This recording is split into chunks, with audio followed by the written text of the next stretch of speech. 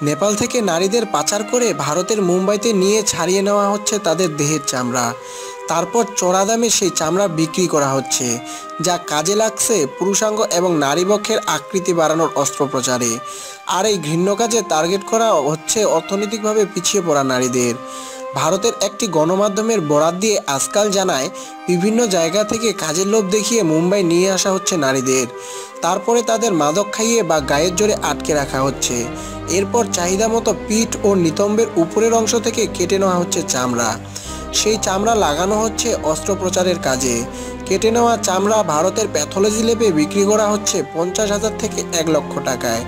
এরপর সেটা পাঠানো হচ্ছে মার্কিন যুক্তরাষ্ট্রের কোনো এক গবেষণাগারে, যেখানে কৃত্রিম চামড়া ও কোষ তৈরি করা হয় কসমেটিক সার্জারির জন্য। এই ঘটনার আঁচ পেয়ে নড়ে চড়ে বসেছে নেপাল সরকার।